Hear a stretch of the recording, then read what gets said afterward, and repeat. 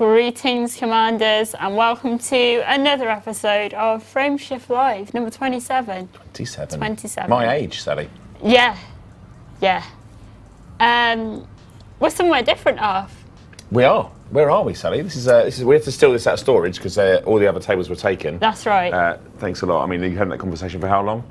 All right. But yeah, we're out of storage. Distracting us, guys. Yeah. Where are we, Sally? We're on the fleet carrier. We're on the fleet carrier. We're on the good ship, Frameshift Live HQ, which some of you actually discovered two weeks ago, 1 week ago. It was just after the stream. You left the keys in the. Adam left the keys under the doormat. And the lights on, so people could find. And the lights on, absolutely. But yeah, so we're in this little space now. So you can see our legs. We actually have legs. And there's a floor. Look, see, there's a floor. You can't. It's out of shot, but there's a floor. There's a genuine floor. Look, we're on the carrier. So this is one of the things we alluded to in the previous stream. So we are looking to do a few more interesting streams from various different locations as we expand our repertoire. So thank you very much, producer Adam, for continuing to push these things a bit further on. And one of the things that I stressed in the previous stream is we want to sort of involve the community a little bit more in some of our streams. Maybe have you showcase yourselves in the background, that sort of stuff. So, and it's all learning process. Everything we're doing is a learning process. We did this in open. This carrier was in open, but unfortunately there were some players out there that just wanted to have a little bit too much fun and maybe disrupt the stream. So fun for them, not so fun for us. Unfortunately. You got a little bit wise to it, so you'll notice that you're out there now, and I know what you're doing. Well, I do know what you're doing. I can see what you're doing, but it's not on stream because we are somewhere else. So what we'll be doing in the future is we'll be looking to open up a new private group. I think is what we discussed. So we're going to do a new private group where we're going to start inviting people in who can come in, have fun, enjoy themselves, like maybe showcase, do some stuff in the background. I'll give you a little idea of some of the things we want to do, like a fireworks display would be really cool for us to sit up there and watch players do this sort of thing. We've got other things in mind as well going forwards, but obviously it just means we can make sure that people that are on stream are actually just behaving themselves and not being naughty, which is fine. No, it is. We can put information in the player group out as well on Discovery Scanner. We'll figure a way out, won't we? Yes. We're out with it. So I've just about got the chat working. If you saw a little bit of a frantic typing there, I completely lost the chat. So we can see you all now. So we can say hello if you want. Oh. Yes, let's do a few hellos. Actually, that you might have to enhance. Am I enhancing? Enhance. I mean, that's a lot of enhancing. I mean, that's now one. Yeah, okay, it's fine. Martin Ayu, Commander Taz. Oh wow, that's fast. Oh okay. Pfizer Fest, St Julian, Tamara, Happy Monday, Psykit, I saw a commander on YouTube. Adam got an 07 then. Adam got an 07? Yeah. Outrageous. Adam's 07 then. Jet Vegas, Commander Orange Phoenix, Tenzian. There we go. Half Witty, Tenzian, Agalaze, Darth Pirate, Metal Dragon 42, Specimen, Our Fuels, X Scream, I think that is. Yeah. So welcome, St Sarge. What's the YouTube ones there? I missed there. 2020 Hindsight. Good name. Stealth Venturi, Adrian Thompson, Big 07 to everyone that's joining from all around the world. Very kind of you to spend your afternoon, morning, or evening with us here on the Frameshift Live Fleet Carrier. And obviously, thanks to our mods. Yes, who always joining us here from the start. Amazing. Yeah, there we go. All right. Good. Housekeeping. Yes, I mean, it is a real shame that we're not in live, but unfortunately that is just the way it goes. That is just the way it goes. Unfortunately, people will be people. We'll figure it out. Don't worry. There's plenty more shows to come, plenty more things to do. We consider ourselves quite creative when it comes to this sort of stuff. So don't you worry about that. We'll think of something, don't worry. So, speaking of some things, that was the weakest segue ever. Thinking of some things. Twitch drops are active today. We have another round of the Blizzard Hearth paint jobs that are the unique seasonal paint jobs for this one. Adam may have a pretty picture for you. So we've got the Cobra Mark III. I've got it right this time. Cobra Mark III Blizzard Hearth is this one, and the Python Blizzard Hearth. They're up here, I think, somewhere. Am I right? Yes, they're up here. They're up here. One. There we go. And in addition to that, we also do have the purple Twitch drops, which are on their new cadence still. If you could read those out for me. I can. All right. So this set is available obviously all year round, but we have changed the timings to make it a little bit easier to earn. So the Ancestral Tattoo Pack and the Purple Flight Suit are dropped at 15 minutes. The Explorer Nameplate, the Purple SRV and Fighters are up at 20 minutes of viewing. Passenger Nameplate Pack, the Purple Weapon and Engine are dropped at 30 minutes of viewing. And the Wings Nameplate Pack and Vibrant Purple Paint Jobs at 45 minutes. So 45 minutes of watching the show, which is probably about an hour and a half, 2 hours of a show. Yeah. You'll get all of the goodness from the purple stuff. And I think the actual our unique set is 15 minutes, right? Yes, that's right. Yeah. So we've trialed this. We introduced this new drop cadence last stream? Last show. It was last show. Yeah, 2 weeks ago. Yeah. We'll see how it goes for everybody. It's just to give people an opportunity to earn those drops if we change our timings up a little bit. Sometimes we don't entirely do the full 2 hours, or we need to cut it short a little bit. It's a shame for those who don't quite get the purple welcome pack. So hopefully that's working out well. Yes, no, I think so. I think it's just making it easy. Basically, we need to have cool stuff and not have to spend ages watching it. As I said before, like we do these sort of initiatives and we try and work at the best timings as we go along. It's a bit of a science, but it takes a little bit of time to work out and get right. So it's taken us the best part of, I don't know, 6 months to get this right. Something like when did we start these? Right. Always learning. It's been a while, actually. It's been a year, I think, doing Twitch drops, but it takes a while to get these right. We got more Twitch drops. More? Well, we got the influencer Twitch drops as well. It's just the partner program. I'm not sure if we still have a picture of these. We do. These particular Twitch drops are available just by watching our partners in the Elite Dangerous Partner Programme. Many of you will know about it by now. We did cover it on the last show and welcomed in some of the new partners. Welcome, they're doing amazing things as always.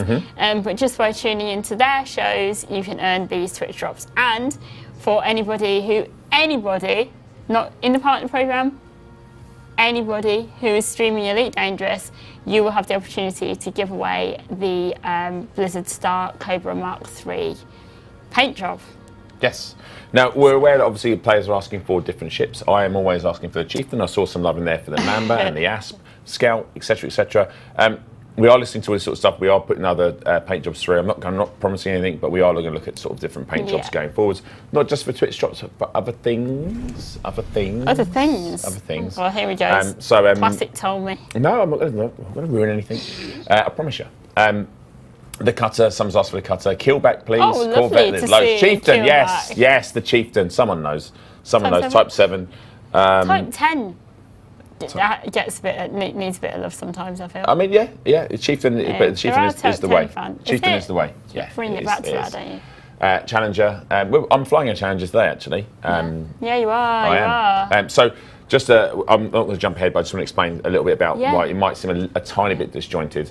Poor old Brucey, Woosey, Goosey was supposed to be your co-host today, but unfortunately, real life incidents took over, and it's nothing serious, just home stuff, adulting stuff.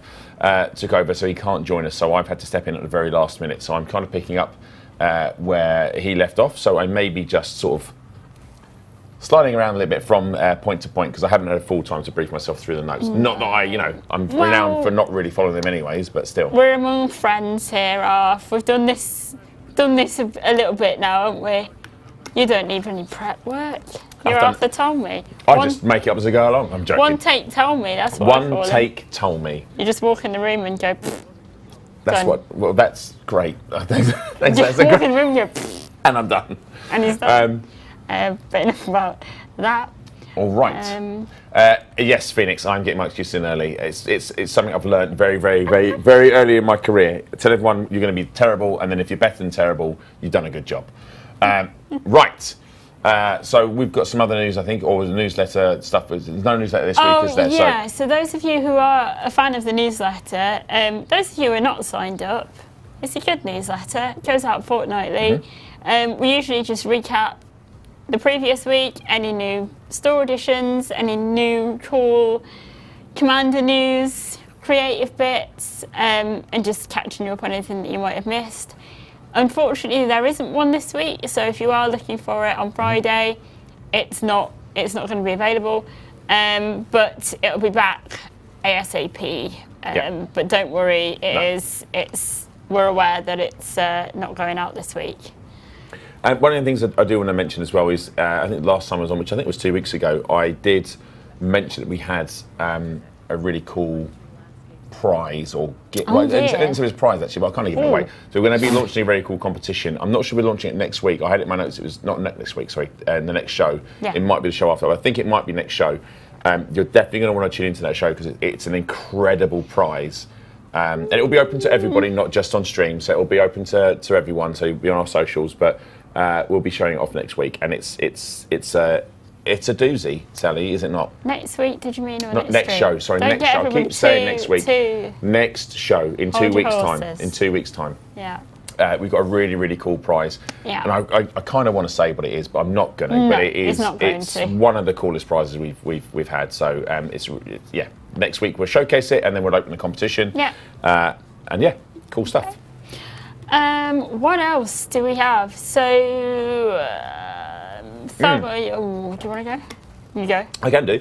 So, Thargoid War, thoughts and feelings. So there's a thread that opened by the absent Bruce Garrido. But he's taken that feedback on board and we passed that back to the developers, and you might see some tweaks are happening. So some of you might know, some of you will notice, some of you may not notice, but it's all based on player feedback, so thank you.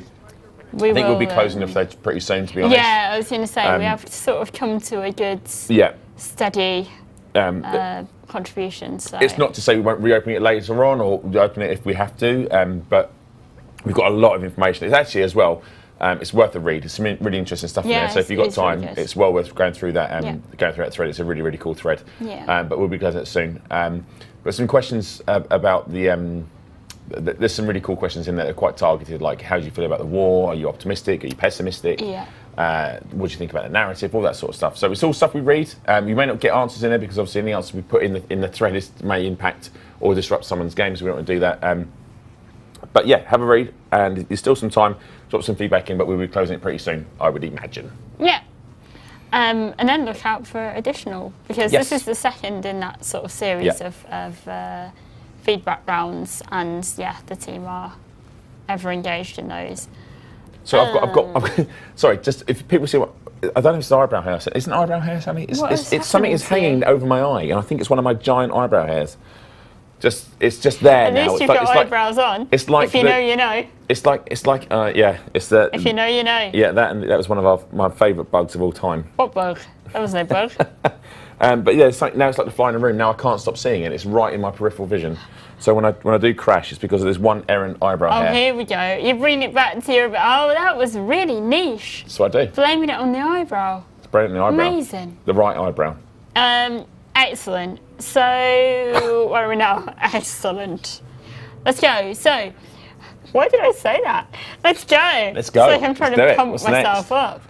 Known issues. So this will be, forgive this slight rinse repeat for some of you because you'll be aware of this from the forums and then from Discovery Scanner as well. But the team are still looking into the likes of reactivation missions. So settlements already being powered on arrival. That is still very much in the known issues list and being taken seriously. Sorry, someone just said move your eyebrow slider to the left. Slide to the left. These are going to my face editor and just quickly adjust my eyebrows and slide it across. Sort of ended up they're like two giant caterpillars desperately trying to mate my eyebrows. It's there. I'm going to get it. Carry on. You just talk amongst yourselves whilst I try and get this eyebrow hair. You just carry on. It's like, it's really hard to concentrate when there's. Got it though. Right. I've got it. Look at that. Sorry. Engineers is also a good one. So if you're having issues potentially with Hero Ferrari and Jude Navarro as well, they're sometimes misbehaving slightly and not unlocking as you would, want them to. And any issues with engineers are still being looked into on dev side. Please do keep contributing to the issue tracker tickets on those. I actually didn't put a link to them, but you will find them because you're smart as beans, and you always do. So yeah, keep contributing there, and we'll monitor those. But more information on known issues, what's tackled, things like that, we'll aim to get all progress to you nearer the time of update, as usual. Look out for the patch notes as well. Because update 15 is next, isn't it? It is. Update 15 is next. I'm looking forward for players experiencing it.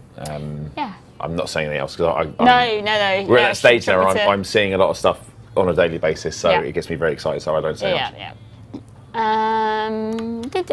So, all right. I suppose it's now time for. We've done game. What do you do? I want to make sure there was no water in that before I dropped my bottle in there.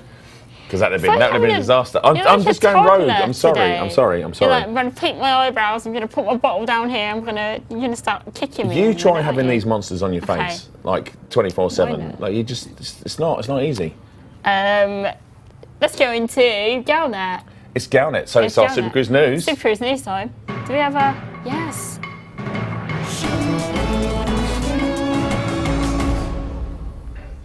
Love that bit. All right, yeah. Thanks again to Commander Tokoso for the sting. Yes. That's always fun to play. All right, so we've got some news articles. I'm not sure if this is all the news, but this is some of the news. So I guess it's pertinent to Quite players. A lot. Yeah. So, Caustic Sync launcher aids Maelstrom exploration. So on the 2nd and 3rd,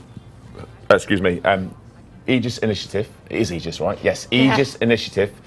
In a Dimension system has kick-started production of a ship module designed for caustic environments.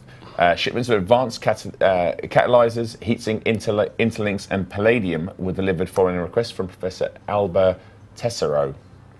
Pilots also provided tissue samples extracted from the caustic generators inside each Maelstrom, which were a vital component for these modules. Manufacturing bases have now been established, allowing stocks of the Caustic Sync launcher to reach the public market. So this is quite interesting. This obviously allows people to be, just more active in caustic environments. So this could be very useful, potentially. Yes, exactly.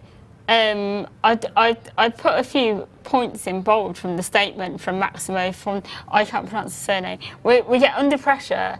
Pronunciation is really difficult, isn't it? Elite has everything in Elite is difficult to pronounce. And then the brightness of the studio lights just leaves us completely incapable of pronunciation, really. Dr. Maximo, should we just call him that, head of xenological research at Gateway Laboratories. Yeah, see, that part is fine. Published statement on behalf of Aegis. Yeah, that's fine. Absolutely. But it's an exciting breakthrough that will save lives and facilitate vital data recovery. It's an exciting moment, really. It is, because people are now starting to get a little bit more understanding of the Maelstroms. Yeah. And I know there are lots of players out there still trying to get through the Maelstroms to see what's causing them, essentially.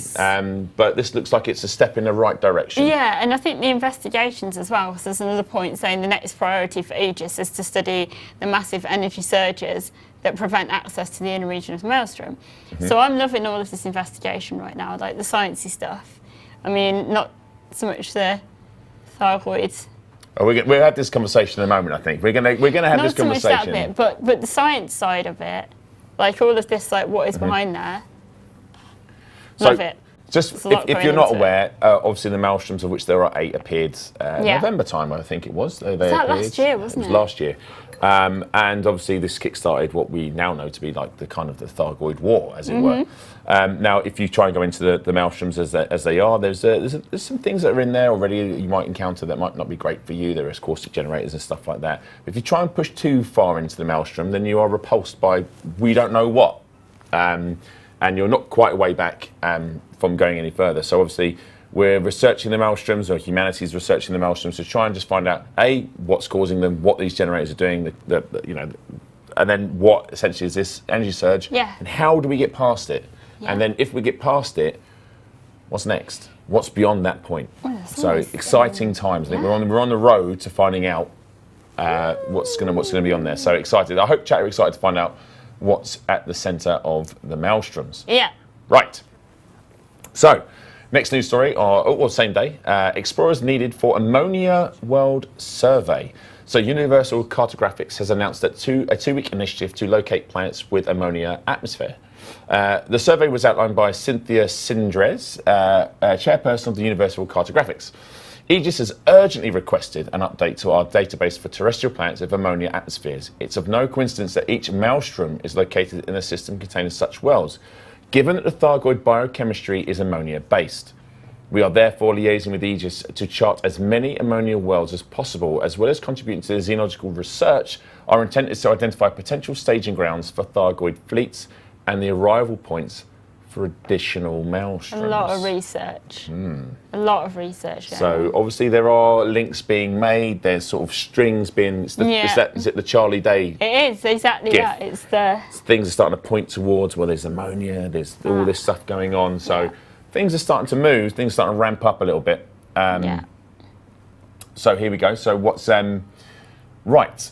Next one we have is the Marnalists. Do you remember those guys? Yeah, I do. Do you remember those guys? So the Marnalists are facing increasingly grave future. This is on the 6th of the 3rd. The Marnalist colonies are struggling to survive the harsh realities of independence whilst preparing for the impact of the Thargoid War. An editorial in the Marlin Standard summarised their situation.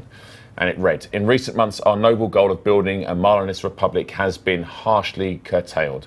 Many of the original 8 colony systems, among them the capital Concordia, are now dominated by outsiders, including federal and Sirius-aligned corporations. We have survived persecution, civil war and terrorism, only to find our people exploited by the opportunism of neighbouring factions. In the Empire, the prevalent viewpoint is that the Marlists are suffering from the consequences of their own actions. As Senator Arturo Durant remarked, they voted to reject the Emperor's offer to become an imperial protectorate, so now they must pay the price. So they've had a bit of a rough time, haven't they? They've had a bit of a rough time, the Marlists, and with the war going on, I don't think anyone's going to care. It's brutal. There you go. All right. Okay. Do you want me to do one? You can do one if you wish. Yeah, absolutely. Yeah, have a little go. So then on the 7th, only a couple of days ago, so we're coming up to present day now, which is cool. Alliance sends warning to Kumo crew. Recent activities by the Kumo crew syndicate in the California Nebula have been formally condemned by the Alliance. Councillor Jed Traeger. What name? Jed Traeger. I'm Jed. One man. Supervised an investigation into the Kumo Council's attempts to take control of several systems, ostensibly to defend them against the wave of Thargoid attacks. He summarised its findings during a session of the Assembly, and it went like this. Intelligence provided by Alliance Interpol agents proves that the underlying objective of the Kumo crew's anti-Xeno militia was to dominate the California Nebula. The syndicate had gathered ships and infiltrated several institutions weeks earlier using bribery and coercion. Ooh, I love the word coercion. To pave the way for their takeover. There we go. So heating up in the California Neb. And how are we ever going to fight the Thargoids if we're too busy fighting ourselves and still looking? There's a very, I can't say the actual quote the actual line from a famous sci-fi action movie. You don't see a certain race arguing over percentages, do you? Okay. So we appear to be still looking for land grabs and opportunities, whilst a menace is at the front door. All right. Do you want this one or do you want me to take this one? Oh, that's a little one. I'll go with it. Oh, cheers. Cheers, pal. You gave me the 44-page one, and it's like, oh, yeah, this one's 2 paragraphs. I'll take it. Thank you. Oh, dear. So, 9th, today, Archon Delane. Oh, hear me then. Oh. You Scottish? I did. I went there a little bit, didn't I? Counters Mahon's rebuke. Would you say Archon? You would, wouldn't you? I'd say Archon, yeah. I'd say Archon. Has rejected Prime Minister Mahon's warning over an alleged attempt to gain control of systems in the California Nebula. I like this. Wake up, old man, Mahon. Wake up, you old man. Delane said in a public broadcast. The Kumo crew migrated into the Nebula with help from some mutual friends of ours, people you now consider allies. You like to portray us as criminals. Oh, there's anger here. I'm getting involved. You like to portray us as criminals lusting for power and influence, but the real crooks are much closer to home. Rather than watching us, you should try looking over your shoulder. I was getting red then. I was getting into it. You got proper angry. I got nervous because you got like... Yeah. When you started wake up old man, I thought you were definitely talking to me. Wake up old man. I'm going to use that one. Yeah. Yeah, it's getting heated. All right, now I think now would be good because there's a lot of stuff going on there. We talked about the feedback thread for the Thargoid War. Obviously the news pieces in there. Now we have community news, but I think now might be a good time. We said we would discuss this because last time we touched this in the last stream. Yeah. We had kind of like it kind of sparked a bit of a debate about people thought our intentions sort of laid with like Thargoid War. Thargoids, and what's your stance on this? I'm now I'm open-minded. I'm not sided just yet, but I'm very open-minded. So I've never engaged in combat with a Thargoid, ever, in all my 7 years. I haven't done the full 10 year yet. But that's partly because I'm not combat driven, and partly because I'm absolutely incapable. Because it's a skill in itself to be a combat pilot. But also I understand that it's what you're afraid of, it can feel, you want to protect yourself against them. But also, I'm still feeling like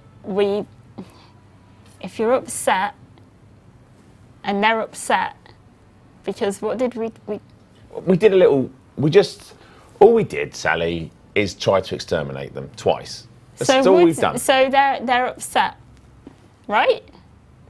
Well, possibly. Possibly. So I know that's where you're coming from. Yeah. But here's where I'm coming from. I'm coming from, look, at this moment in time, it doesn't matter. Because I want to be, from my perspective, when I'm looking at it as a player, we're losing. And they aren't really going to negotiate with someone when they're quite happily winning. So my position is... But they're not happy. How do you know? They're wiping out. They're wiping out the people that tried to kill them. I think they're going to be pretty chuffed with that. Wow.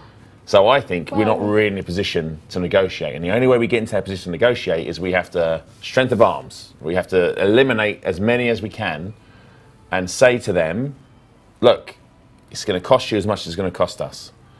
So let's just stop." We're all trying to survive, aren't we? Well, they're trying to survive as well, because we threatened them. You saw them when that went off. They deactivated. They were at a very vulnerable point that they've never been at before, which is, well, been at before. I mean, they have been under threat before. All I'm saying is, I live in the moment, Sally, and I just think that perhaps we don't have the luxury to try and talk. I mean, your friend. Old Chase. My friend Dalton. So this ignited me. This is that whole plot line made me think about it. And I know what Dalton did was... How did that go for that group? Well... Talk me through it. Like, they went out there and they were like, "Hey guys." Terribly set up situation. Had I been... No way, can you imagine? Sally more. Takes them out and Peace envoy to the Thargoids. Let's go. Just a pink wafer just sailing towards. Yeah. Just like and you saw how that happened the other month. It didn't work out very well at all. I don't know, but I also do obviously appreciate your side of things, because if I was threatened by a big monster, I would want to survive. But I don't know, I have a little bit of sympathy for other species that can't communicate properly with us, and we can't really tell. It's like animals going to the vet, isn't it? You can't tell if they're ill because you can't say. And I feel sorry for them. Have you seen that show? Have you allowed to say TV shows? It's an interesting viewpoint though, because we're assuming that they aren't. You're looking at them like an animal, like a lion or a tiger or something. It's dangerous, but inherently just it's a natural occurrence and hasn't. But I'm looking at them like, well, they clearly have space flight. They clearly have their own witch space that they move through. They clearly have their own weapons. They clearly have they have the scavengers on the ground and that move around. And they have these barnacle sites, and they have so they're not. I don't look at them as like you're just a part of the universe. I think that they are an intelligent life form that is, and obviously we know the Guardians and the Thargoids had some history, and I just don't look at them as like a friendly... Don't you want to learn more about that intelligence? Yeah, when they're laid out on a table in front of me. When they're laid out on a table in front of me and I can just have a look around. If you could... Have you seen... I spat everywhere in excitement. Arrival. Yes, I have, yes. And... But in Arrival, they didn't turn up and start blowing things up. No, they just communicated. Yeah, but they sat there. But we learned a language. We have. Look, I've watched. You and I have both watched players attempt flashing lights. I mean, there is an actual YouTube video of me way back when, before I was even at FDev, when the Thargoids arrived, and I was trying. There's a YouTube video of me somewhere. I'll try and find it for you, actually, chat. Where I'm talking about like the lights on them and what I think they mean and what we could and couldn't be doing. That was, I don't know, 9 years ago, maybe. Well, it's good to 10 years ago, not so 10 years ago. It'd be like 8 years ago. So I've done that side of it, and now I'm firmly in the look. Right. I'm not saying I just want to eradicate a species at all. That's not what I'm saying. What I'm saying is we are at war. And at this point, we don't appear to be winning. So I don't think now's the time for us to be saying, let's put any resources to go in and say hello. I think we should be shoring up defences, protecting as many systems as we can, stopping the incursion. Because think of it this way, the more we lose, the less resource we have to fight back. The less resource we have to fight back, the more we lose. Ad infinitum until there's nothing left to lose. I understand it is a risk, especially with, we can see the results of their upset. However, I am... We're going to have to agree to disagree on I know, I think that's fine. I think that's fine. I am going to stay hard points retracted. I have no hard points. I'm going to stay that way. Probably going to see myself toasted a few more times. But this is the thing, right? We can work together. You don't have to fight if you don't want to fight, and on a serious note, because I know we see people asking this question, and obviously the war is happening, a situation, but there is plenty to do if you don't want to fight. And you want to take part, and there's still plenty to do if you don't want to take part in any part of it. Exactly.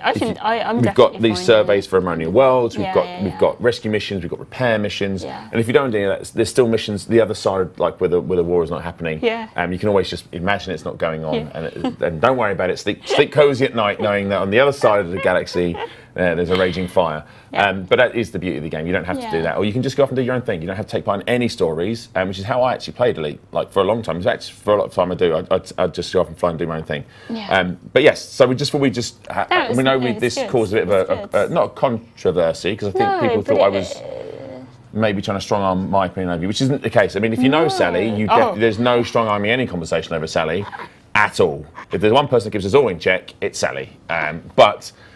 Just want to be clear, I think we are a good representation of maybe the two viewpoints that are in the galaxy. I actually like the result that came out of the chat that we had, because it's just nice to, I don't know, it's good. Yeah. Right. Yeah, should we do community news? And we've said all that, and then later I'm going to go shoot to Well, no, But yeah, this is. But you're doing the shooting. I'm just sitting with you. I am doing the shooting. Yes. So it's fine. I'll just try and talk to him on the side, shall I? You can try and whisper whilst I shoot at them. You can say, "He doesn't really mean it. He doesn't mean it. He doesn't mean it. He just doesn't understand you. He just doesn't understand you." Right. We have. This is quite video heavy today. Should we start with one of your favourites? Oh, this is the. Is this Dangerous? Spatula 007. Yeah. This is it's a Dangerous Finger. I'm sure you can really work out by A, the creator's name, and then B, the sort of punny wordage of the title, what this is going to be. But, this is really fun.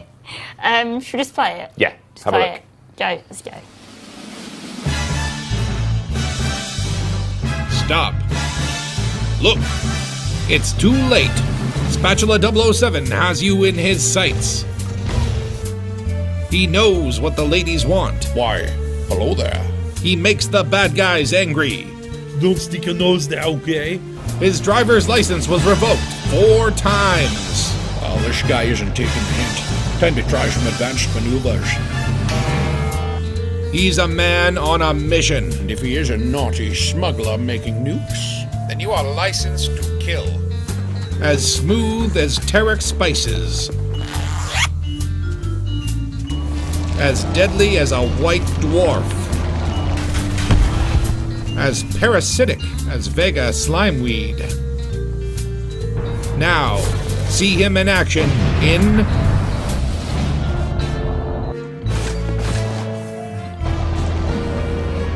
Dangus Finger.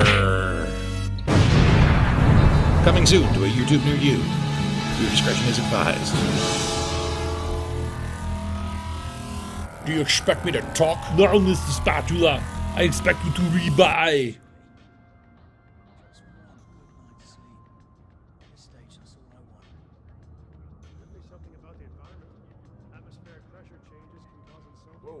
Maybe it was. Was that? Are you okay? Is everyone okay? Are you okay? Are you okay? Chat, you okay? I'm okay. Just about okay? Fine. Okay, good. Fine. They're all right. There we go. No sound, no sounds. No sounds. Muted. It's all right. We're good? We're getting a nod. Back. You can hear us. Okay. Hello? So we got a lot of feedback at the end of that. So you might see Sally and I actually don't know what happened. But if you're okay, then we're okay. Good. I have one ear left, so that's fine. Yeah, good. All right. Sorry, chat, if you did get any of that feedback. It was very loud in here. Very, very loud in here. But to go back to that video, I loved that video. Lots of fun. I think there's a lot of celebration for Spatula. Yeah. I think Greybeard shared this. I can't remember. Glitterbeard. Yeah. Greybeard. And yeah, it was like, oh my god, it's back. Yeah. I like the accents. I like the potentially famous Austrian accent as well. Yeah. We were doing that. Yeah, earlier on the as chopper. well. And you were saying you have to do your vowels. You got to do the vowels, yeah. No. Is it A-E-I-O-U? That's how you do it. And the Sean Connery, I was very, very impressed with the homage to Mr. Connery. Which I won't do because I'm terrible at it. Really good. That's really good. Really, really good. It's really, really fun. I like the music, and I also, do you know what? Bizarrely, I really appreciate the font right in the end. It reminded me very much of Austin Powers, and I'm sure that was the intention. But really cool video. So thank you very much, Spatula 007. Nice. Taking it to slightly more chilled vibes. We have another amazing episode of Elite Dangerous out there from the very much loved Commander Exorcist, who we can't get enough of. Always makes great. Absolutely incredible videos on YouTube. We're in season 5 now. I need have a look at this one. This is fantastic. You're going to show it now, but go back and just have a look at all this content because it is tier 1. It's exceptional. Every time. So thank you, Exorcist. But yeah.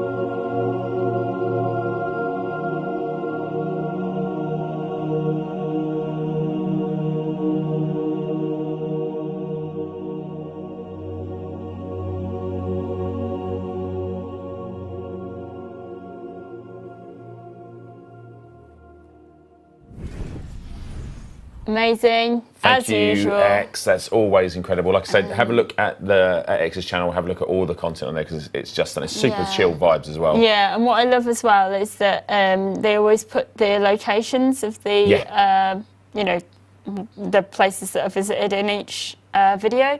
So if anybody has the link, I don't know, Adam, if you have the link to that video. If you don't, that's fine.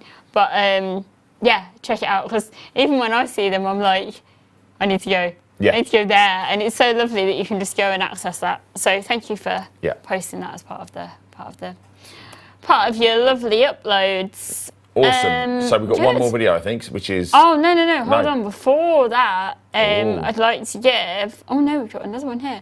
A little shout out to SkyZeno62, who back in March started the Stellarium Elite Dangerous community, and I've been really enjoying what they've been doing from the ground up. This little community, and recently they went out on an expedition and shared some photos on Twitter. Adam, I think we've got some pictures of like basically introducing SkyZeno. And I'm going to quote, here it is, community is recruiting as well, so looking to get bigger. This was just a little post that they did from March the 1st. Today is the day I finally decided to create my community, the Stellarium Elite Dangerous community. And for the occasion, the community is recruiting as many Explorer commanders as possible to start a brand new adventure. That's cool. That's really sweet. That's really sweet. I get really emotional. I don't know what it is about this, about what SkyZeno's doing. It might be the amount of pink. I didn't want to say and be like it's. It's not favouritism. It might be a little bit. It's not. I just think it's lovely. So we do have a link to the Discord as well, which I think can go in chat. Yep, Adam's going to get that for you. But please check them out. SkyZeno62 on Twitter as well. I just love everything that you're doing, and it was so nice to see this new exploration community just sprout up. Yeah. So very cool. Amazing. Lovely. Looking forward to seeing where you find and adventures you go on. It'd be really cool. Yeah, it'll be absolutely Exploration is how I've said before. Exploration is how I got into Elite. So really cool to see. Yeah. No, that's fab. Where this goes. Right. So we have something. This is. So we couldn't. This is so good. Yeah. We couldn't not actually include. It's like a machine right now with brickwork that's rather familiar. How do we word it? Brickshift Live. Yeah, Stuff by Brickshift Live is fantastic from our very good friend Stuff by Nick. It's just incredible. You literally even made something whilst we were waiting. Yeah, for the stream to start. This is so good. Yeah.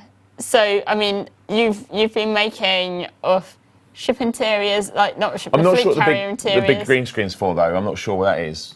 No, I thought we're in the carrier. It's not really representative I'm not sure of where we are. But I mean, the rest of it is pretty much spot on. So good. And then there was this. Hold on. Yeah. Oh, we need to play the little video of you and Bruce. Oh, have you got it? Yeah. Go ahead. Right. Go, Adam. Welcome to the show. This is our bi-weekly Elite Dangerous show. We talk about all things Elite Dangerous. Bruce, thank you for joining me. Good to see you back on stream. Yeah, thank you so much for having me. Really happy to be back. So good. We loved Bruce's hair, didn't we? Yeah, someone mentioned that he looked like a 1960s greaser. Yeah, and I did say to him, maybe that's why actually he didn't turn up today. Because I did say to him, can I boot polish your hair? Maybe, yeah. Maybe that buying himself a leather jacket. Maybe he is. I think he's going to get himself a leather jacket, one of those combs. You can just, a flick knife comb, you can just sort of cut it back. Maybe that's what he's doing. He probably just wants to do that. Yeah, they are great. They are so good. But there are so many of them now. So do go and check them out. I actually see them on Stuff by Nick on your Twitter. On Twitter, if anybody has links to where everyone can see and enjoy these, that'd be great. Awesome. To share that in the chat. We're struggling with our chat in a minute because we keep dropping internet and Wi-Fi across from this. So I apologise, but it just keeps. I don't know if there's anything we can do. Adam. We're waving at Adam, but we keep. That picture. We need that Thanks, picture. man. There we go. Nice, we're back. We're back. Yeah, lovely. So we're having trouble with the Wi-Fi for whatever reason. So the laptop just keeps dropping chat. So we are trying to have go through some of the chat as fast as we can do. But if we're missing stuff, I do apologise. It is just unfortunately the way it is. It's not too long until we have our guests on. No. We do have one last bit of the segment that we're going to do, which is one of our favourites, obviously. Hopefully you know what it is. It's going to be Stellar Screenshots. Stellar Screenshots. There we go. Right, let's have a look at our 10 entrants this week, starting with the first one, which will be on screen any second now as I continue to fill the air as producer Adam rapidly taps some keys. And he's still tapping keys, and there it is. It's Commander Arabanuk. Is there? That's the new one of the new paint jobs, right? This is like I want to call retro, but it's not called retro. It's called something else, and I can't remember. I love this paint kit, but this shot is exceptional. It is. So Asp Explorer, beautiful shot. Colours are great. The rings. I really love the sort of staggered ring. Yeah. You know, the sizing. Such a great shot. Wow, we're off. We're off. He's no stopping him now. Look, see, look. First off, he couldn't tap. Now he's 15 ahead. I think he's just overexcited today. That's all. Who gave Adam a Red Bull? I don't know. I don't know. All right. He's just excited. It's fine. It's all right. So this is Commander Bad Micah. So this is obviously activation of a Guardian site. I wonder if they're trying to get to make a Grelic. Maybe they've been doing that, but also get some schematic plans and stuff. Maybe to get some weaponry and stuff like that. Maybe to fight in the war. But this is maybe just having a little poke around. Maybe just have a little mooch. Just see what's going on. Yeah. But these are wonderful sites to visit. If you haven't seen the Guardian sites, please do take a look. Obviously, I think Thargoid stuff is very well covered at the moment. In terms of like where they are, what they're doing. But there's a lot of Guardian stuff to go and check out in the Galaxy as well, which is really cool. And this is obviously just, I think it's just been activated there because all the light shows begun. Yeah. So it's really cool. There's no blue M&Ms though at the minute, are there? There are no blue M&Ms. You've eaten them all, well, to be clear, I ate some of them, and then everybody. You finished them off? I did finish them. Yeah, they were mine. They were my M&Ms, and everyone started eating them. So I was like, well, I will just consume the lot. So thank you very much, Commander Bad Micah. We're going to take a look at our next shot. Which is from, here we go. Commander Captain Cancolot. Cancolot. I'm going to go with that. I'm not too up on my, I want to say, type of Thargoid that is. Is that Medusa? Because it's quite feathery, isn't it? Yeah, I want to say it's that, but I may be wrong. I get mixed up, to be fair, between Chat will tell us soon and enough. I'm hoping that's a wreck of a crate in the background. So I'm hoping that is definitely. Someone said the commander name is a French creamy cheese. Lovely. That is a Hydra. Someone's saying colours. There we go. Hydra. I'd say Hydra. Cool. And that is it's the other crate, the one with the flat engines, the boring crate. They're both. Well, not Mark II, the other one. The Phantom. It's Crate Phantom, I think, in the background. I think. It's dead anyways. Shame. But there we go. Great shot. Nice and close. Nice, loads of detail there. Really, really cool shot. Thank you very much, Commander Captain French Creamy Cheese. Yeah. French creamy. Nice. Great. Another Thargoid, up close and personal. So this is Commander Sinhab. Am I saying that right? Sinhab. Sinhab.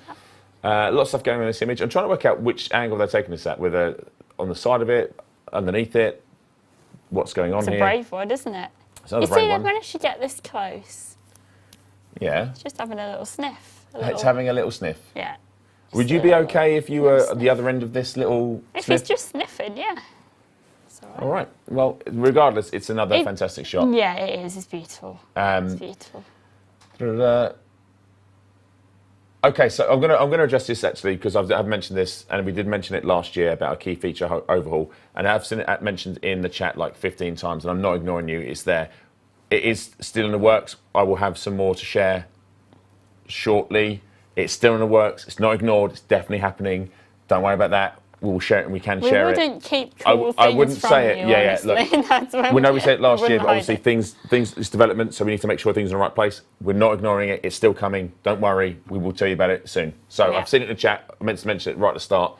I'll have some more news about that sort of stuff coming up as soon as we can. So cool shot. And then what's next for me, please? Oh, what a shot! Reno. This is Jack Reno, isn't it? Yeah, this is Jack Reno. What a shot. Beautiful. This looks like out of any sci-fi movie. Yeah, it's great, so cool. Really it's approaching nice. a fleet carrier, right? Yeah. That is, isn't it? I think it's approaching a fleet carrier. I think, again, quite a distance from these monitors in front of us. we are like out on a limb, aren't we? Yeah. I love this shot. Beautiful. It reminds you, it's got real clunky kind of like alien vibe. Yeah. It's got that kind of, it's a real cinematic shot of the captain's chair and the co-pilot, and just like, yeah, really cool. Love this shot. Yeah. Kind of reminds me of a scene from like Star Wars when they get into the convoy part at the end. It's really, really cool. Yeah. Really, really cool. Yeah. Great shot. It's good. I'll let you read this one as well. Next up we have. Good luck. Right, so this is Commander Lycanthropius. Perfect. Absolutely perfect. I'm sure I've got that entirely wrong, but that's on a crashed ship at a conflict zone, I'm assuming, possibly. There's a lot of stuff going on in this image. So on a crashed ship, I think. Some firing going at someone. There's a Earth-like in the distance. There's a ship flying overhead. Great shot, really cool shot. I love all the dust as well. It's all kicked up, all in the distance. That's really cool. Someone was just saying you should play the Tony Hart music. So I was just doing the gallery music. You were talking, so I was like, I'm going to deliver this. I was like, hang on, is this your Tony Hart? That is the right one, isn't it? I mean, I'm not sure, but I'm going to accept it and think it's a lovely little tune. Yeah, we can have that. Let's hope we don't get content strike for Sally's rendition of... Oh, yeah. He used to trace. Did you? I discovered that when I was really Don't little. ruin my childhood memories of Tony Hart. He's a lovely man, but he did used to trace. Rubbish. But did it all from his mind. No, but I think he pre-drew it. You're next going to tell me Morph isn't real. He definitely. Yeah, he's real. Chad's not real though. What? Our boss, Chad? He's definitely real. Chad's real. Good. Right. Next screenshot. Great shot, by the way. This is cool. Sally, do you want to take this one? Beautiful. There you go.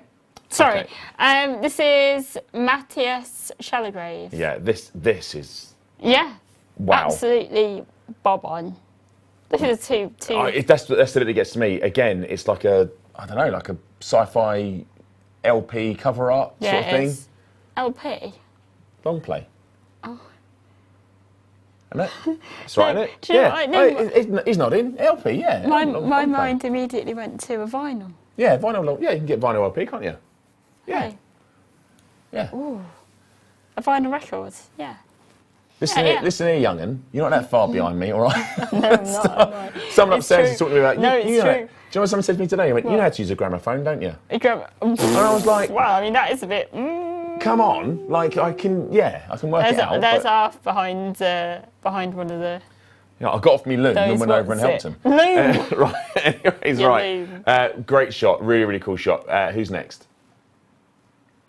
Wow. Ninja Space Unicorn. Well, we know, obviously, you know who picks these. Yeah. Paul liked this one, yeah. Ninja Space I'm trying to work out what the shadow is. There's a shadow to the right. There? Oh, there? Yeah. Is it? They're just... I don't know. What is it a shadow of? Don't really know, actually. Interesting. But obviously they've met an end. But it looks like they've fallen from a grey height. Yeah, it does, don't it? Yeah. That's what I was thinking. It looks like there's a lot of impact there. Yeah, it looks like they had a lot of impact, but I'm assuming it's not what's caused it. But it's a really, really cool shot. Yeah. I don't know if anyone's watching a TV show based on a very famous video game that's airing now on a particular channel. Oh, okay. But that also looks very similar to some of the people that are found sort of cocooned into the wall. If you were to look at it. Is it the first of them? No, it might be the last of them actually. Oh, that. Yeah. I thought you actually playing into that. That was nicely done. But it's a great shot. Well done, Commander Ninja Space Unicorn. He's one of our partners. Oh wow! Look at this. Hey, look at that. Who's this now? Protocops. Sorry. Protocops. That's yeah. Right. Yeah. Beautiful. Another stunning shot. I love dusty belts. Dusty belts. I liked Dusty Bin when I was a kid. Love a dusty belt. This is Dusty Belts, his lesser-known sister. Yeah. There's something really, and then the atmosphere inside, like an asteroid field or asteroid belt, or Yeah, it's really cool. But again, it's another one of them shots where it's just the beauty of space. There's maybe that is a ship, right? No, it's a neutron star, I think, right, far away. The blue. Yeah, so it's not. There's no ships or anything in this at all. It's just unless I can't see it from this distance. There is an asteroid. No, there is a ringed. Where is it now? Some commanders might know. Oh, it was mind blowing. A ringed neutron star. Oh, really? I know. I went there. You will blow your mind when you go into the ring itself, and you're in there with all the rocks. I would love to know what it is. Or if anyone's got me on social, please send me some images. I would love to see it. It's a phenomenon, in my opinion. Yeah. But yeah, if anybody can remember where that is, I totally can't remember it off the top of my head. But it's gorgeous. Yes, there is. Yeah, ringed neutron star. Nice. All right. How many more have we got? One more. We got one more. Okay, so one more. We have Commander Sky Xeno, and these are some of the. Oh, it's Sky Xeno. It is Sky Xeno. Yeah. Oh, yeah. Here we go. There we go. Yeah, lovely. Oh, lovely. So there we go, and there's some images, I guess, of some of the things they're finding out in deep space. Yeah, they're those. As Bruce would put it, there's a spiky boy, and I don't know what you'd call it. They're not squishy boys, but there's a spiky boy and I don't know, a cauliflower stalk boy. It's creepy, isn't it? It is a bit spooky. But again, really cool shot. Is that light from the ship or is that light from the star? I can't work it out. Oh, it's hard to tell, isn't it? I'm going to say it's the light from the It depends where they're coming, because they're probably over here. I don't even know if the ship is actually there. It's hard to tell. Hard to tell. Again, it's a really cool shot. It's hard to tell. But... It's a really cool shot. Right. So well done. You've all earned yourself a shatter paint job. There are other varieties. There's acids, is anyone I can remember. If you want to enter Stellar fun. Screenshots, obviously please use the hashtag Stellar Screenshots and add it onto our socials or add it onto the thread that's established on Facebook, and that will give you a chance to enter into it.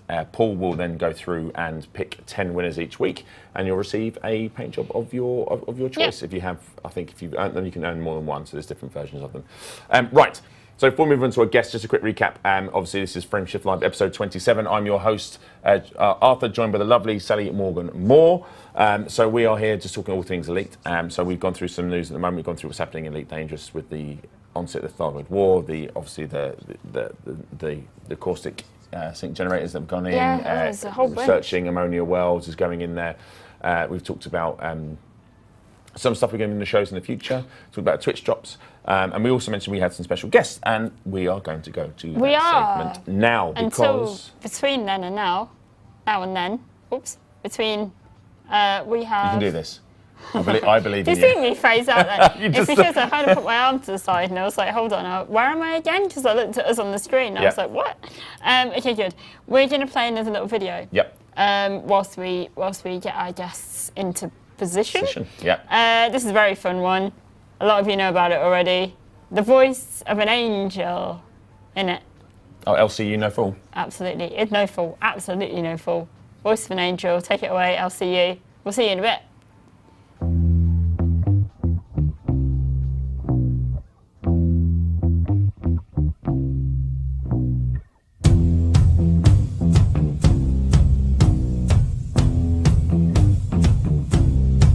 I'm gonna find them all.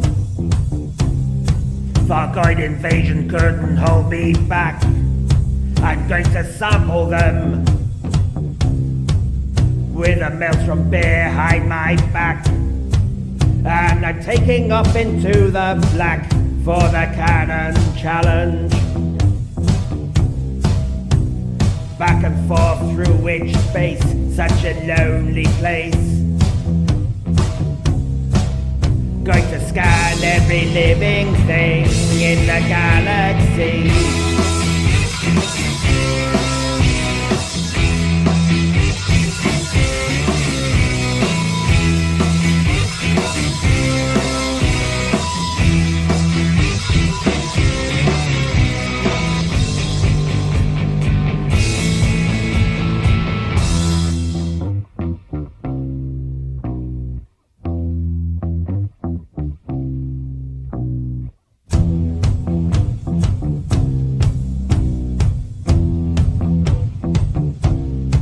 We have a mega ship.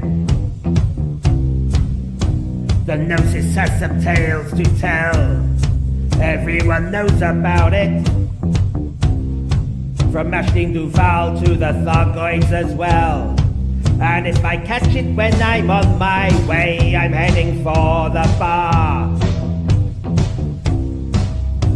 I'll stock up on some avian cheese and some gin as well. And the feeling coming from my bones says I'm coming home.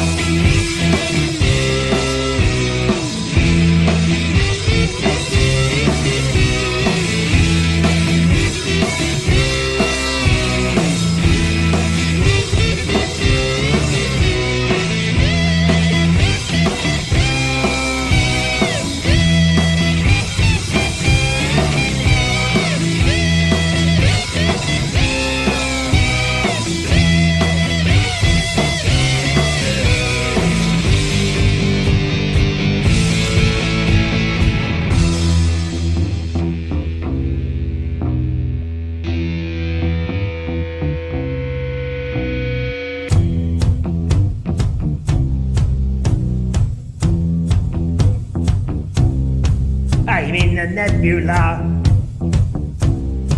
far from the bubble for a month or more.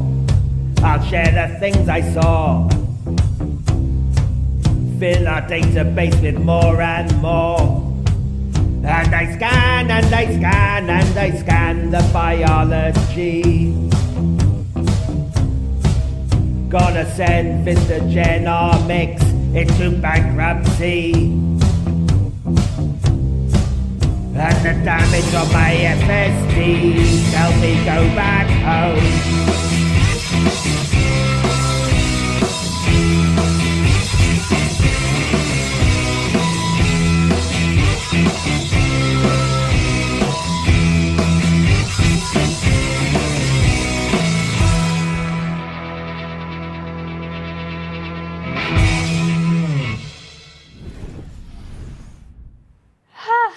There we go. Well, I hope you enjoyed that as much as we enjoyed it, Yes. because that is the voice of an absolute angel, a siren song. It was. Luring you into... It phased me right out. It did. I mean, honestly, I generally enjoy the stuff that LCU No Fool does. The video is insane. The video is so good. How did you...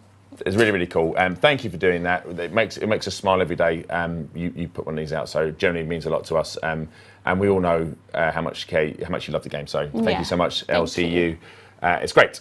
Now on to the main event. So I know we haven't done a community guest spot in a little time. In a little time, no. So yeah, it's cool to be back. It is very cool to be back. So I'm just going to tap some buttons here so I make sure I'm in the right position. I'm going there, and I'm on this one. Right. So in a second, I'm going to introduce our two new guests. So basically, we're going to do a fly along, and when I say a fly along, I'm going to be protected, I guess, whilst we go and try and defend an outpost. So without further ado, let me introduce our two guests from the AXI initiative. We have Commander Meccan and Commander Grimscrub. Welcome, welcome, welcome, guys. Hey, Arthur. Hey, Sally. Thanks for having us. You're more than welcome. And thanks for doing such a great job managing our community. No worries, no worries. Thank you so much for joining us on today's show. So, before we get started, do you want to tell us a little bit about yourselves individually and how you get involved in what you do? Starting with you, Meccan. Of course. I've been playing all the Elite games really since I was a kid. And so when Elite Dangerous was launched, I'm actually one of the earlier beta backers, and I have been playing since launch. And I remember the good old days when seeing an Anaconda was a rare sight. And nowadays with anti-casino activities, you kind of make half a billion to $1 billion in an hour. It's like crazy. I sort of like was very interested when Thargoid's launched and decided to just see like what they were and how they worked, and found this community, and here I am still a few years later. Excellent. And Grim, what about yourself? My side, I was originally brought in from a friend was playing plane games, and I just went, hey, you might like this space game. That was about 2017, and then it was a few years of just flying around. I think it was, as far as the Thargoid side of things, I think it was 2018 Gnosis, Cone Sector, and all that was when I really got into things. Still too soon. Which was Too soon. Still too soon. Still too soon. great, so I was on the CAN side of things for that, and then about a year later I got into AXI. Because at the time I thought AXI was just Gluttony, Fang, and Friends, the super elite people, but here we are, 17,000 people in the Discord and everything now. That's incredible, incredible. And there's a few things going on in the Galaxy that probably need a little bit more of your community's attention. So so you're primarily so tell us what AXI. For those of you who don't know, what is AXI? Well, first and foremost, it's the largest inclusive community that brings together people who are interested in doing anti-xeno combat within the game. Like, we have a dedicated private group, which is free from PvP activities, where people can join and engage the aliens without having to worry about fellow humans. With over like 5,000 commanders registered on it, it's probably the biggest game mode right now in terms of like activities. We're also the best place to learn anti-xeno combat nowadays. We have tutorials, guides, we have a wiki, we have 7 volunteer mentors that are happy to help commanders from all walks of life and from all levels of experience, be they experienced combat pilots or traders and miners who want to try their hand at AX combat.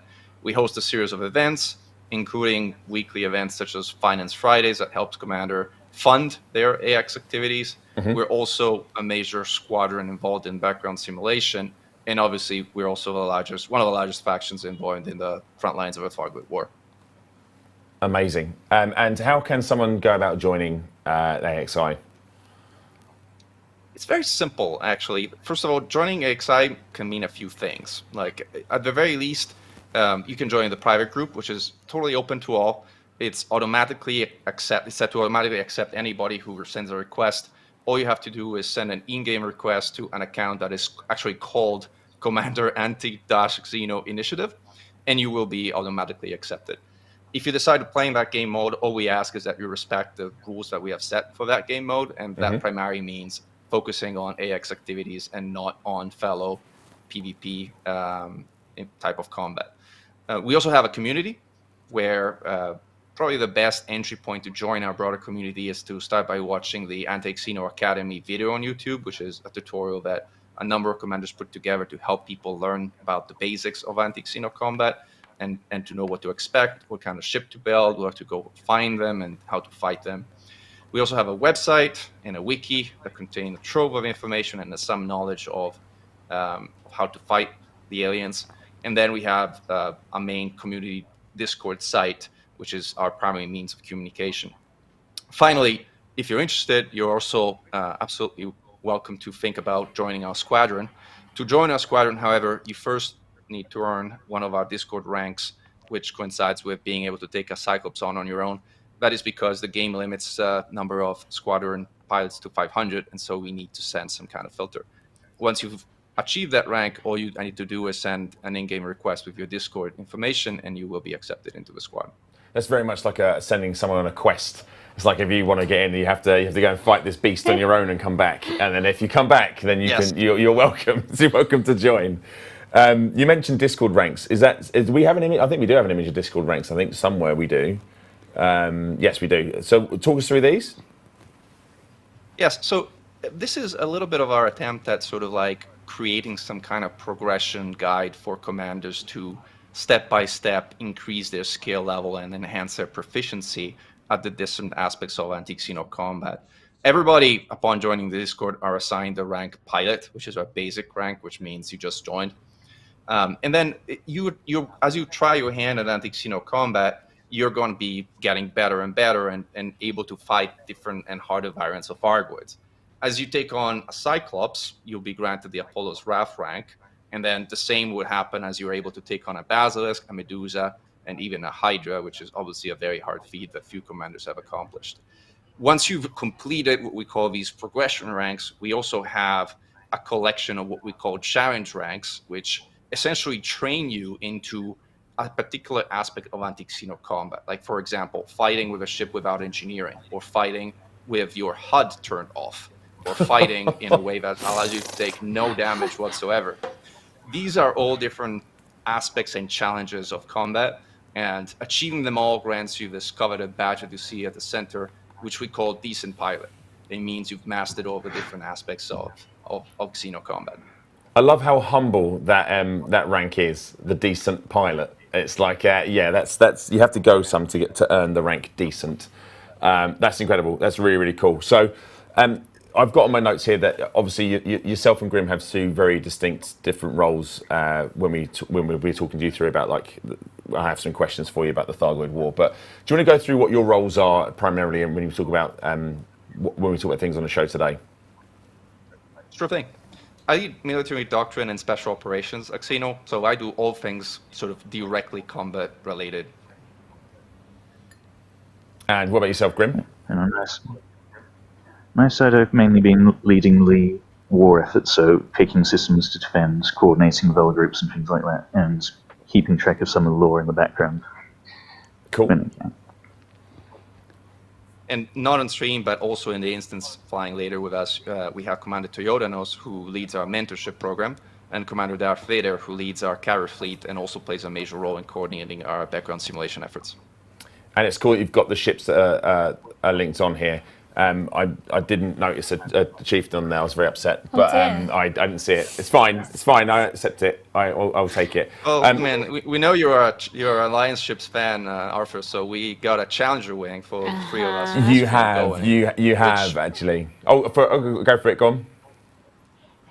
No, which is, I mean, if you're a chieftain pilot, I think you'll find the Challenger to be something that you can very quickly get into. It's very similar. Yeah, no, I did have a little play around with the build you supplied us, which we'll talk a bit more in a moment about. And it's a very fun ship. I do love it. Don't get me wrong. I think it's just, when you meet the girl you fall in love with, it's love at first sight, and that was me and the Chieftain. So as much as there are many ships, but the Chieftain is my ship.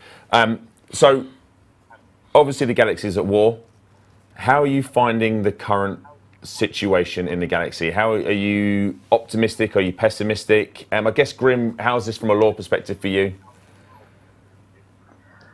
As it stands, I think could be a lot worse, but as of this week, we're at 996 systems are under Thargoid control in the galaxy that we know of. So we're holding back slightly, but it'll take a lot more to actually push them back and hold the line as it were at the moment. So.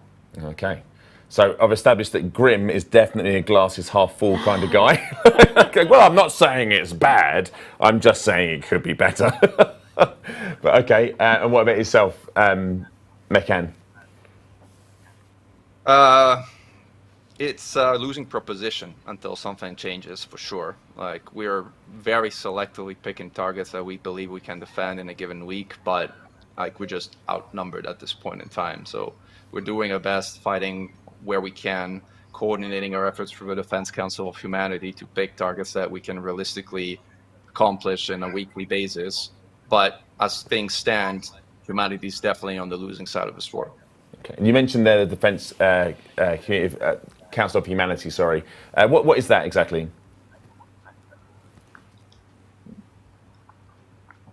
It started back in around November. It's originally started by a couple of folk from Canyon Fuel groups. It's sort of a central hub that isn't really run by any one group. People to try and coordinate efforts in their respective maelstroms, research and things like that. It's worked out quite well so far. And they've got quite an impressive website for tracking things back before we had the top 5 lists in game as well. They've done quite well. Yeah, it was great to see actually, and this is one of the things that we've spoken about briefly on stream. Yeah. I know Darren spoke about this, and one of the things that's really cool to see, and one of the aspects we wanted to happen with this particular war was that to just see how the community would react, rather than facilitate it with like creator council. Essentially, we wanted the community to be hit by this sucker punch of the Thargoid War and then just see how they would react. And it's really, really, we're really proud and happy to see the community doing what you were doing, which is basically we took the hit. There was a lot of confusion, a lot of people sort of running around, and then slowly over the months, teams have formed up, communities have formed up, people are starting to get organised, we're starting to have victories, we're starting to hold certain systems, we're now organised, and it feels like we may be slowly turning a wheel, but it's still, like you say, to your point, Grim, it's we maybe need to turn a bit faster because we're not winning at the minute, that's for sure. All right, so... I would agree. Sorry, Graham, I'm going to cut you off. No, please. Right, so I'm gonna just preface before we go into any combat, and I know I spoke to you both and you were very gracious before the stream, so you're going to try and protect me on this, but I'm going to preface this with chat and just say, look, I'm not the best pilot, and I will be flying with FA on. I have a build, which is a Challenger. Do you want to talk us through the build, Mechan, before we go in? Then we have a mission brief as well, I think, to show. So do you want to go through the build? Sure thing. So we have Challengers that are using modified Guardian shard cannons that are sort of comparatively expensive modules that can be bought at a very singular location in the galaxy at a planetary port in the Imboni system, but they're exceptionally effective weapons. In particular, like their upfront damage, or what we call alpha strike value, is very high. In a group of them, you're able to destroy Cyclops and sometimes even Basilisks, like without having to destroy the hearts individually. So they're extremely effective at clearing these kind of settings where the vast majority of the Goids we're going to see in this instance tend to be of a weaker variant. So Cyclops and the occasional Basilisk is what we'll most likely see. It is otherwise a full tank build. It has no repairs. The reason being you can repair at the port. So you don't really need to carry your own repair devices when you can just dock and refill your own hull and repair. It does feature a caustic sink launcher, which is actually quite handy because when so many cops die in such quick succession, the entire instance gets filled with caustic clouds, and having the ability of flying through and without worrying about caustic is actually very, very handy. You'll notice that it actually does not equip an experimental weapon stabilizer. The reason for that is because the power distributor of the ship is really at its limit already, just with 4 medium modified shard cannons. The stabilizers are more effective and useful when you use builds that use the enhanced multi-cannons, like what we call Maelstrom builds, that require modules that are not Guardian, because Guardian modules melt in the Maelstroms. That's where the stabilizers come in handy. They also come in handy for relatively newcomer ships where they're kind of experimenting with weapons and they're getting their feet wet in X combat. The stabilizers can be quite helpful for some of those situations as well. Cool.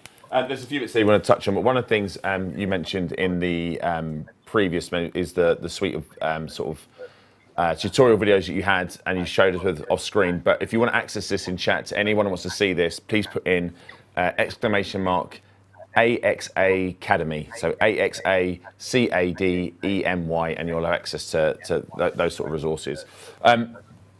You mentioned the new module and stuff, and again, that's something we're really keen on, and we discussed earlier on. So it's great to see that the more advanced, super advanced players like AX players like yourselves have sort of cottoned on to that. Yes, that is here, and you can add in these what you call the Maelstrom builds. But like, if you're an experienced player, you're probably going to stick with what you have. But this is a great way for newer players to get involved in anti-Xeno combat. If you had to give advice to a new player who's perhaps just picked up Elite Dangerous, got into a bit of combat, seen that this war's on, what would you say would be like a good entry-level ship? What would you say would be like, what would be your top bit of advice for that player? Sure.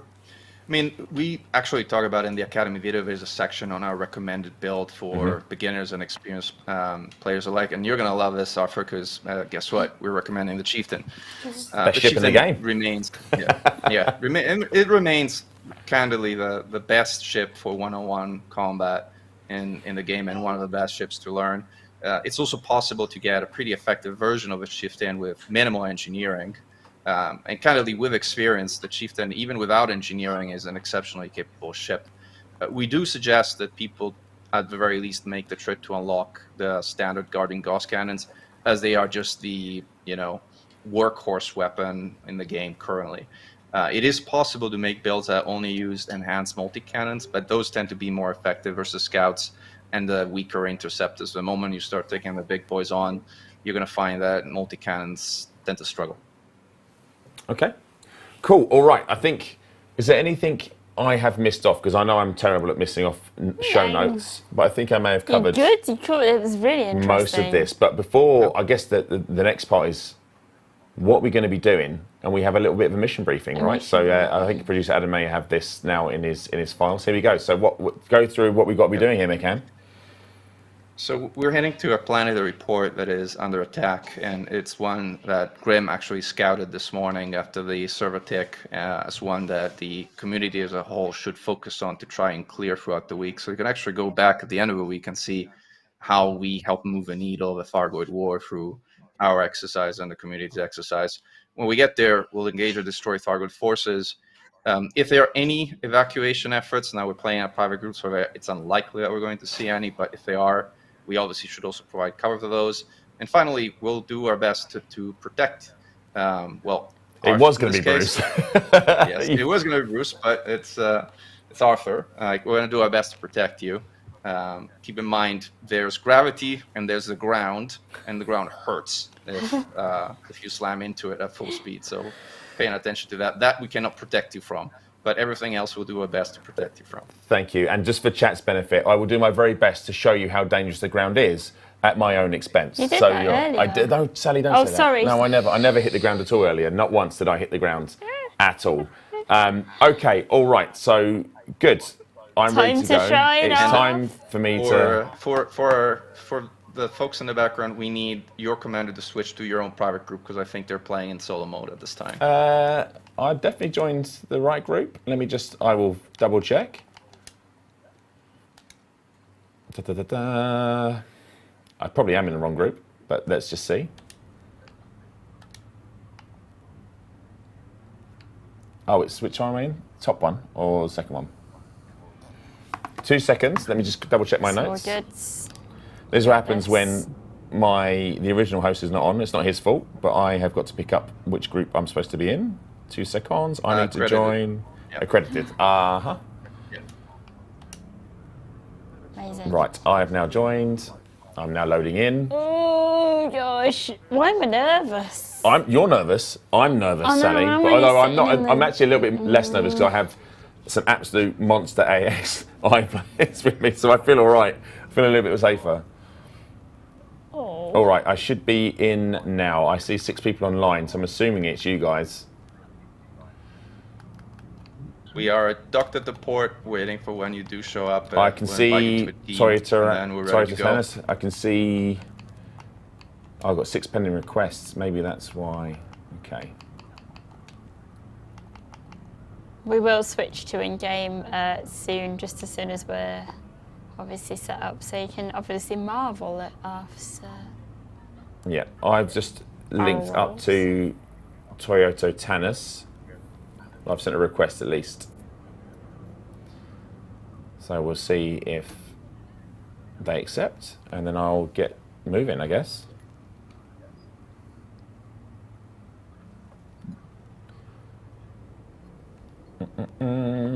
Checking with the rest of the wing if any of them sees you in the distance, because I'm still seeing you in solo mode, which occasionally happens as the game sometimes does take a little bit to just let me. I can always re-log in again and see. Oh, me and Toyota are in. We're linked. Mm-hmm. We are connected. Okay. Shall I launch? Let me drop wing and see. Let me see if you should launch. Let me drop this wing and see if Toyota can pull us in on his end. All right, Adam. Do you want to flick to gameplay and then gameplay? Hopefully the guys will be able to link up with me and save me. In worst case, we'll jump out and jump back in, and then we'll be there. No worries. So, yeah, we're off. You look spicy as soon as you put your head over. So I'm just going to now. I want this one. Let's deploy my hard points because I'm fairly certain we're going to be having a fight, and we are. There we go.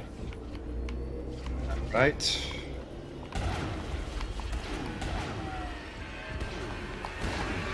Give them the good news to say hello. So the way the progression on the combat zone goes is there's an initial wave of scouts, then interceptors hop in. They're typically of a weaker variant, so there's Cyclops and Basilisks. Like with this kind of firepower in the instance, we tend to make short work of them. Like we don't kill the individual hearts, we just focus on shooting them with enough shards that they pretty much immediately die. And I'm using the tactic you told me earlier on, which was you've got so talking about how you set the weapon groups here. So it's the shard cannons in particular. It's 5-5, then 5-5 left and right. So yes, like the way we've set them up is that you stagger them and you empty an entire clip. So you fire the first gun until it's empty, and then you start firing the second gun. The reason you stagger them is because your power distributor doesn't really have the capacity to fire them all together, and you'd be heating yourself to very high temperature if you did, and heat is your enemy in AX combat. The more your ship is hot, the more likely you are to get hit, and the more likely you are to take damage. So yeah, so heat is not. Oh, I'm going to hit the ground. I'm going to hit the ground straight away. What happened there? Wow. Yeah, there we go. So there you go, chat. You're Really welcome. impressive. You're welcome. I just showed you how to hit the ground. That's incredible. And you got. What's the gravity on this planet, by the way? speed. I'm just curious. It's a high G planet. It's 2G. It's 0.2G, so it's a very low. Not the lowest, but it's pretty low as far as gravity of planets go. There we go. I was paying attention, chat. Honestly. Right. Let's find me a target. There we go.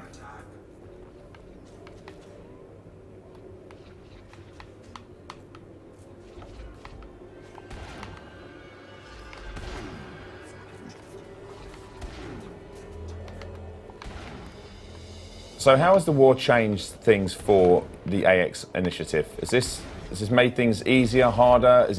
Has seen an increase in members? What's the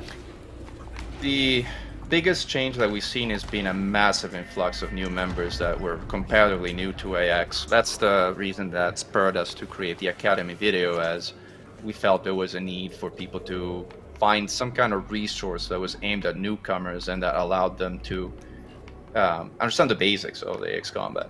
Since this really was originally meant to be endgame content and some of the hardest activities to do in game, and the latest changes with stabilizers and new weapons, and now even the caustic sink launchers, have made it generally easier of an activity to get into, especially in wings and at planetary ports where you can repair. It's something that has gotten quite a bit more accessible. I don't want to say it's easy, because it isn't, but it is easier than it's been in the past. I think as well, because it's more accessible, you get to practice more. I think in times gone, it was a little bit harder to find Thargoids, and so therefore your training was limited to certain locations, like you say, and if you died, you were quite a way away from that, and starting again was a little bit more difficult. Whereas now it's a bit easier, like you say, a bit more accessible.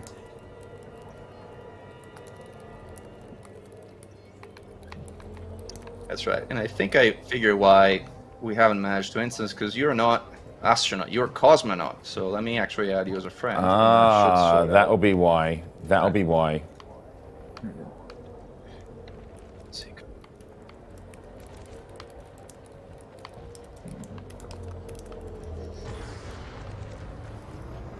If you accept my friend request, hopefully we should then be able to instance. Sure. Let me just do that now. Oh God, what have I done? Oh, I've done something. I've done something. That's not good. There we go.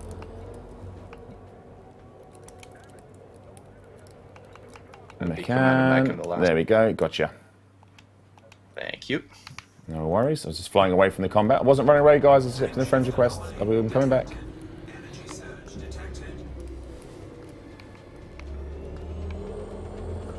Oh, I've been hit by the shutdown field. Oh dear. And I'm going to crash. Oh, no. I'm not going to crash. I'm not going to crash. Come on, baby. Hold together. Come on, baby. Come on, baby. No, that's definitely the ground. That's definitely the ground. You love a little bounce around, don't you? Oh, come on, baby. Come on, come on. Boot, boot, boot, boot, boot, boot, boot, boot, boot. Don't boot now. If you're a little bit motion sick, you might want to look away. Does somebody want to just... Oh my gosh! Hit the choke! Hit the choke! Hit the choke! You can almost hear it, don't you, if there's another car? Hey! 37%. I think I'm going to request to dock and just repair. That might be sensible. Sensible. Oh, that'd be why then.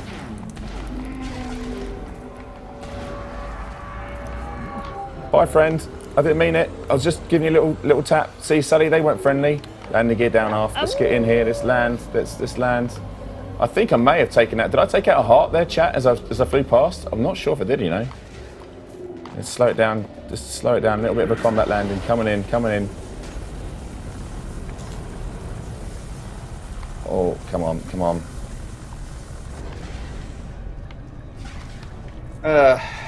Still trying to instance up with you. Okay, well, what I'll do is I'll just going to land this little Well, I'm gonna start. Oh dear, I'm panicking. I'm panicking. Sally. I had it. I'm panicking. No. You do still have it. You still got it. It's all right. It's coming in nice and slow. Just don't look around you. Nothing's happening. Ignore the fire. Nothing's Ignore happening. the chaos. Look around you. It's all fine. Everything. It's all fine. You're just about to sit down on a nice warm beach. Why am I not landing? There we go. Nice. Thank you. Right. Refuel. Rearm. And repair. So I'm going to go to local services and have a quick look. Do you want me to re-instance and see if that will help you? Might be worth it. Might be worth trying. Okay.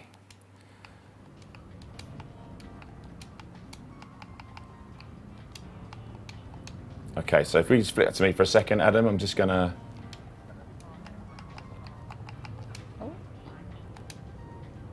There we go. So it's going to try and get in with the guys.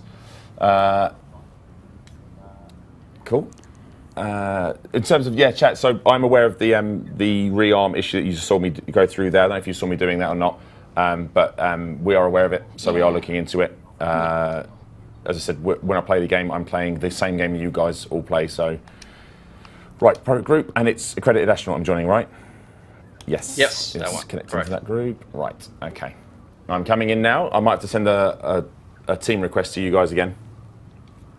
We are also aware of instancing, and we do hear you, and the team are invested in investigating. Oh, we see you now.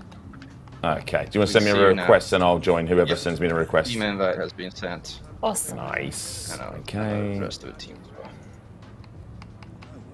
I might say no invites come through. Why can't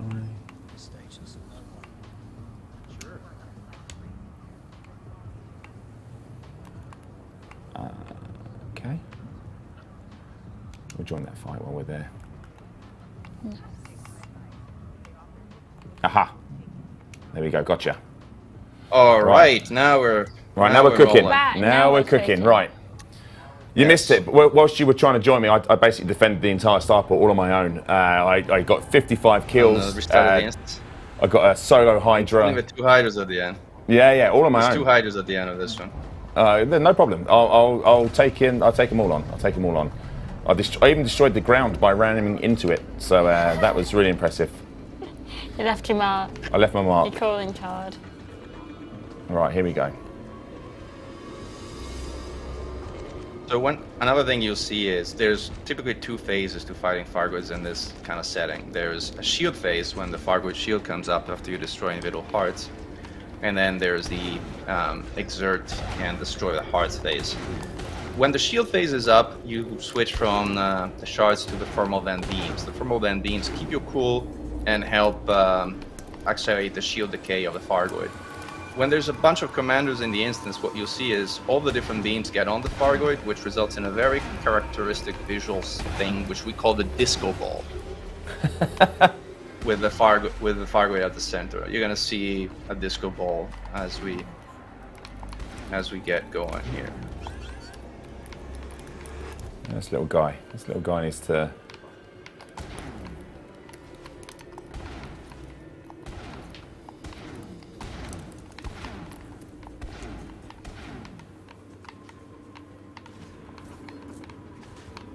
All right.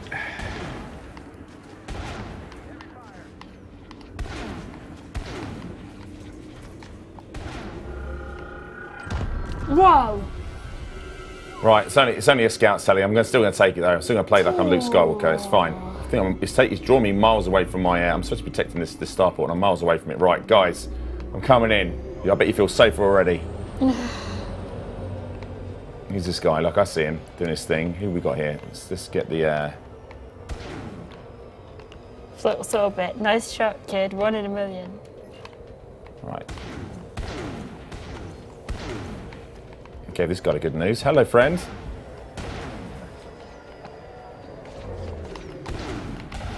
See, I'm not following your rules here. I'm firing both shard cannons at the same time, and I shouldn't.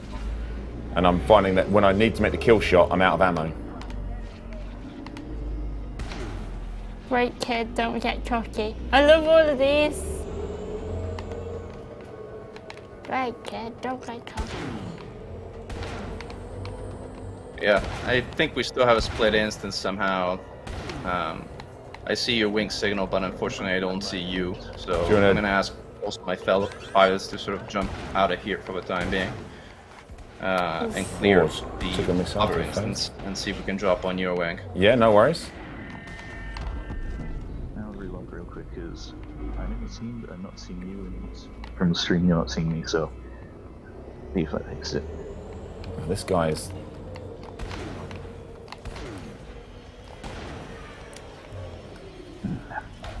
Oh, I knew it, I knew it, I knew it, I knew it even as I did it, chat. I was hammering down towards them. And I was like, that is going to be the ground, told me. But they weren't expecting that maneuver, were they? No.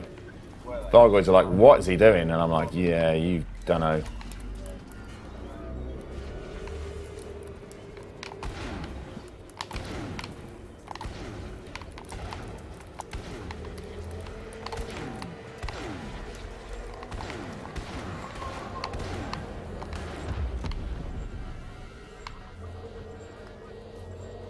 Right, we're thinning the numbers.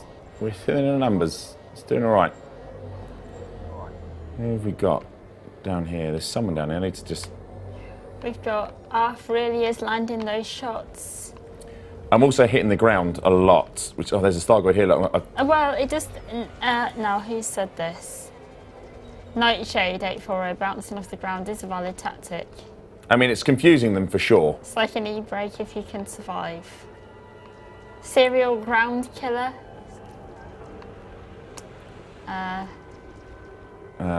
Oh, there's one. There's one. Sorry, I wasn't using my scanner. I picked up on my visual scanner. Oh, hello. You know, there's the enhanced scanner that the ship has is mapped to your beams. Yes. So conveniently, if you're firing your beams, you're also scanning Thargoids. I was going to ask you about that. Yeah, I was going to say that's another part of this setup is the fire groups. I noticed that the beams and the scanner are on the same one, so obviously it's scanning as you're shooting. Obviously vital for the bigger Thargoid ships, I'm assuming. When you were checking out the build earlier on, that we both sort of went, oh, I was like, that's really smart. Right, there's another little target here for me. I'm doing all right. I'm doing all right, chat. All right, finally, I think I found you after reinstating myself. All right. See you later, Thargoid. See if I can pull my other friends in as well.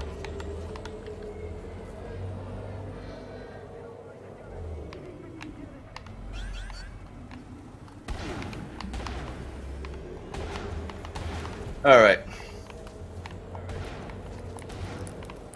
I'm on your wing. Ah, beautiful, beautiful. Dealing with scouts. You know, I'm playing to my advantage. I know how good, bad I am. Oh, there you are. Was that you going past me? Yes, yep. I think so. Yes. Hello, Mekan. Yes, yes. We're now cooking with gas. All right. Let's see what we got here. There's an interceptor at 200 degrees on the compass. Follow the purple beams. Yes. Follow the purple beams. So I shall pick up. It's a Medusa. This is a rare sight, actually. And why am I these instances, Medusas aren't commonly seen here. Hang on, I can see. Oh, there they are. Do you know what it is, Mekan? They're aware that obviously I'm here, so they're just So you're saying here, should I be on beams? Should I be on beams? No, now you can switch to. Oh, ouch! Shots. I just hit the ground myself.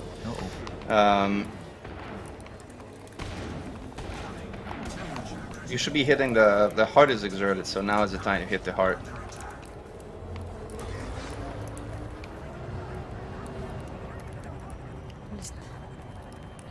I'm really, do you know what? Fighting this low level is actually a skill in itself, and I genuinely mean this. Like, you don't really take it, you take for granted in space. Like, there's no massive flat space to smack into. There's no ground.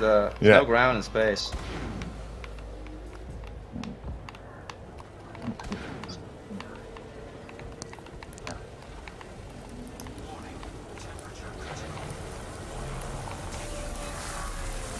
Let me know when I should switch to beams, and I'll switch to beams. Yeah, now, whenever the heart is destroyed, you switch to beams. When you see the shield come up, your scanner should let you see if the Thargoid is shielded, if you have the Thargoid targeted. What the detail scan allows you to do, which is a bit more an advanced thing, is it allows you to sub-target the individual hearts of the interceptor, which comes in handy if you're trying to snipe the hearts.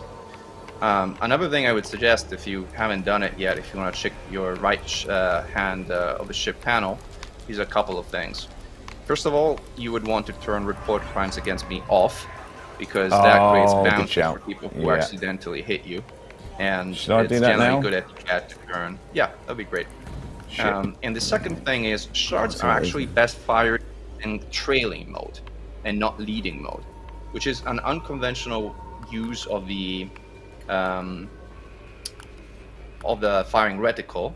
But trailing basically lets you see where your shots are going to land instead of showing you where you're supposed to aim. Shards are just much more, it's just much easier to shoot them in trailing mode. And so if you haven't switched to trailing mode your gun sights, that could be something you could try. So training mode? I quite like leading mode though. Trailing. I like leading. Leading's my favourite. Yeah, and if you like leading, use leading. Yeah. Leading tends to work better with hit-scan weapons like I can't see. Gauss. Sorry, chat, I'm struggling to see the screen because I'm quite far away to turn off my... Hang on, you're showing me disco ball. Hang on, let me come back. I'm flying away because I can't actually see the screen because I'm so far away from the screen. Let me head back. This is a disco ball with 4 different colored beams on the Medusa right now, which by the way has already lost 4 hearts while we're paying attention. Look at that.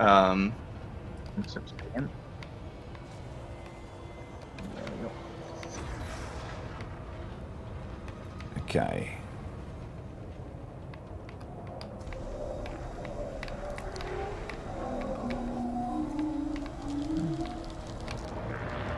%in caustic. Yeah, you have a heatsink launcher tied to to the same fire group of your beams. So what I'm going to do is I'm going to land just to because I'm on 44% hull. Yep. And I just want to, whilst I get in there, I can actually get a bit closer to the screen and find out where how to turn off crimes against me off, because I can't see it because I'm too far away from the screen. Just a quick question in chat, Nightbites. There are 2 paint jobs today. They're the 2 seasonal ones. The paint job drops for the Cobra and the Python, I believe it is. Yeah, only 2 of those.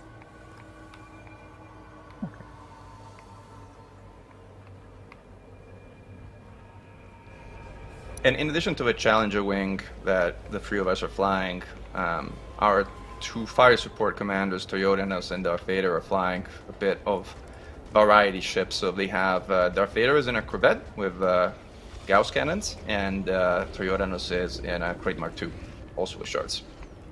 The Vet must have a lot of weapons on it.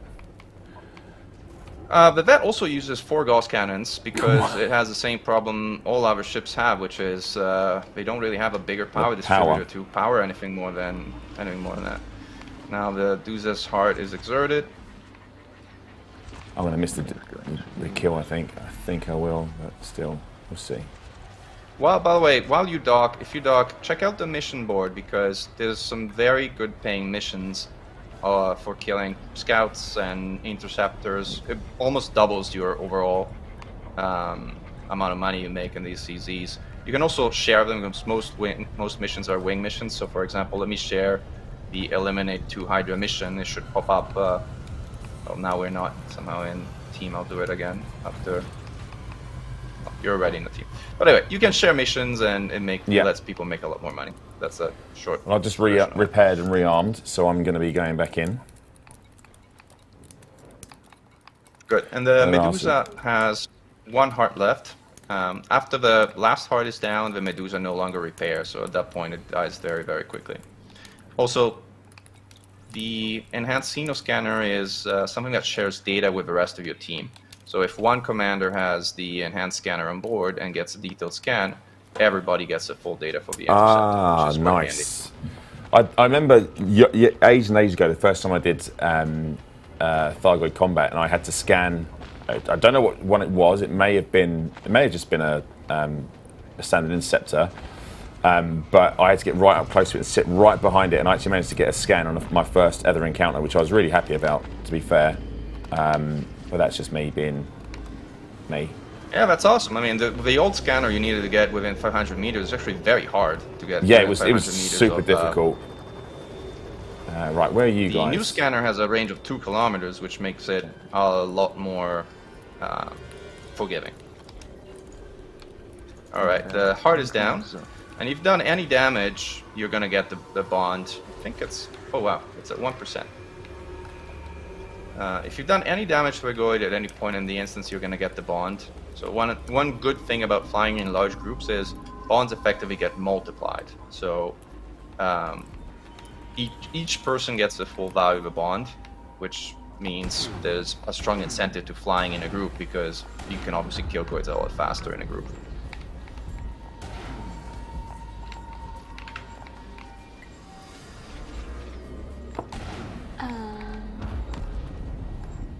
Right, that's 2 little scouts down on my way over to wherever you guys are. Good. Thanks for taking those down. You have a scanner, so you should be able to see the scout type also in the bottom left panel. Yes. In general, you want to prioritize regenerators, because regenerators have the ability to heal their friendly scouts, and okay. That's particularly annoying. So one Medusa's down.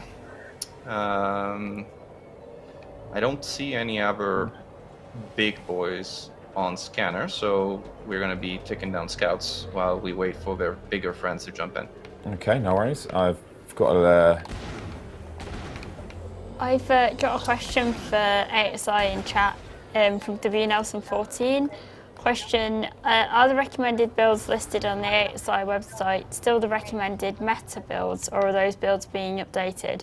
I see Arf is using shard cannons and not Gauss cannons. I don't know if that's something that... So the recommended builds are still the ones that we recommend, so the ones on the website are current.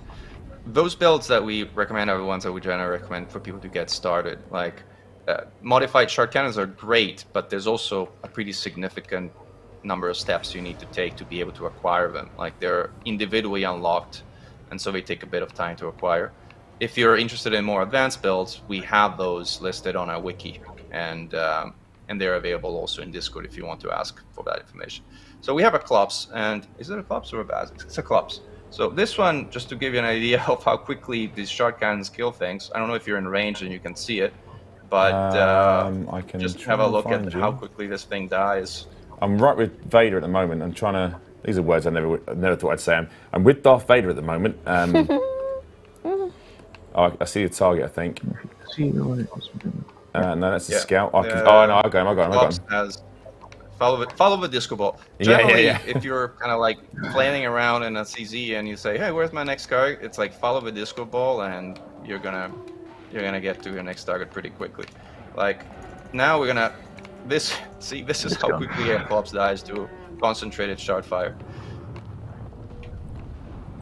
Oh, blimey! Yeah, bye, friend. Right, okay. Oh, did someone just come back in? I see a tear. Is it, who have we got out here? Thargoid vessel, basic scan. What's this? What have we got? Scouts for the moment. No, just scouts. Okay. We only have scouts on scanners right for the moment. And if you see in the top right of your screen, there's a progress bar. Like the progress bar fails as you destroy scouts and as you destroy interceptors. When the bar is finally full, you get to, quote, the boss of the combat zone, namely a couple of Hydras jumps in, and those are the sort of final challenge to destroy, to finally clear the combat zone. All right, well, I think we'll get there. One other thing you'll notice is... Yeah, I think we might get there. One thing you'll notice of a planetary setting is because there's gravity, interceptors do not deploy their swarms. The swarms, the Thargoid swarms that normally accompany them, are not present in a planetary setting.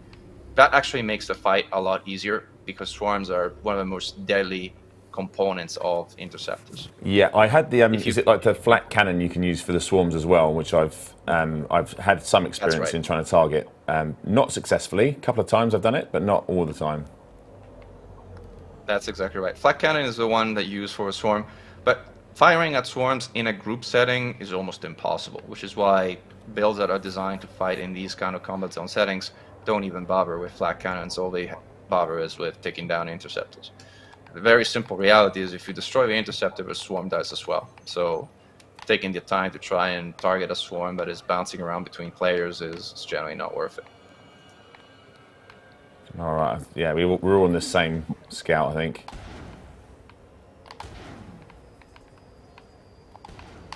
Oh dear.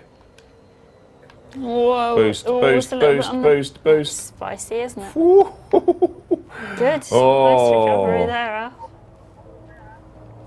Thing is, with gravity, you start diving and you start accelerating like you would do in space, and then you realise you picked up so much inertia, you're like, oh yeah, this is... it's hard to turn around. And... Yeah. However, I'm hitting these shots, chat. I hope you're seeing it. I know it's little scouts, but I am hitting them. Ah, you're doing great.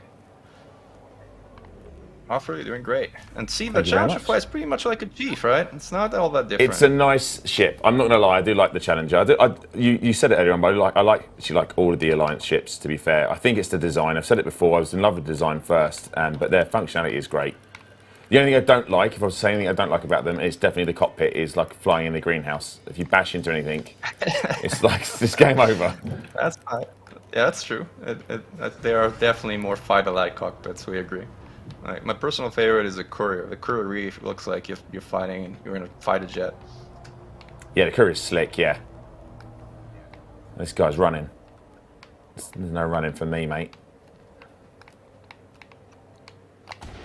Another important thing to pay attention to when you're fighting Thargoids is your pips and power management. Yes. AX weapons are extremely power hungry, so you want to make sure you have 4 pips in weapon anytime you're firing, while having as few pips as needed in system, and whatever the balance is that you can afford to put in engine, you put in engine.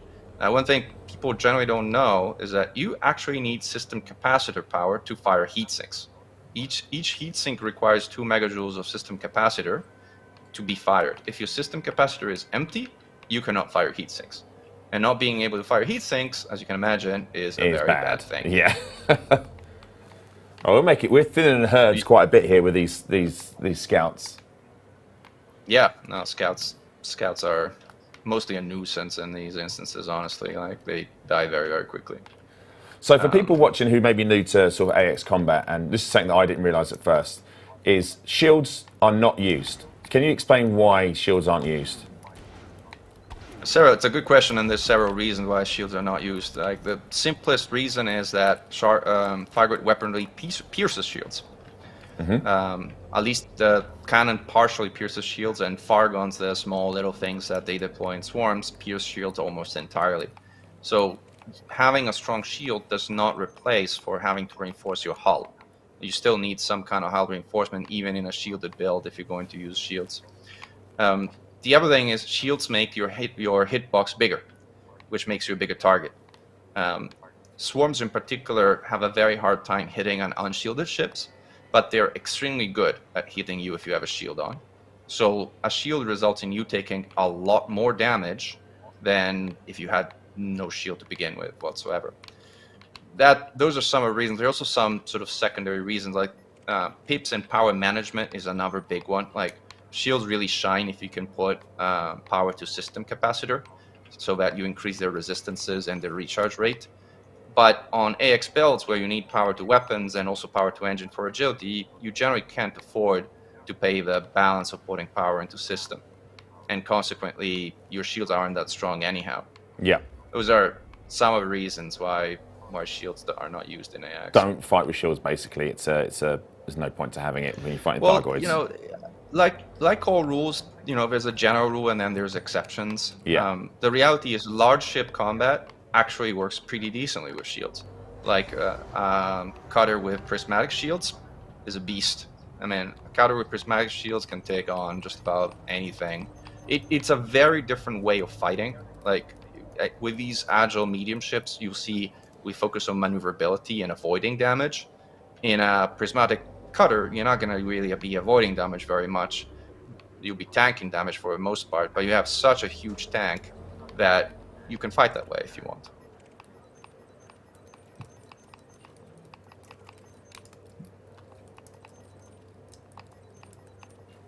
Right. Let's spell scouts for a while. So I'm just conscious that we are. Hang on a second. Let's kill this guy. Yeah, we've just hit the 6 o'clock. I can't believe how quickly that's gone, guys. I guess when everyone's so focused, it's like, time flies while having fun. You're right. It's amazing, really. So what I'll do is I'll give this another. Hopefully, we'll get a big ship in the next sort of 5 minutes, and if we don't, then we'll have to call it because I think our producer has to go home. We've got to let him go home.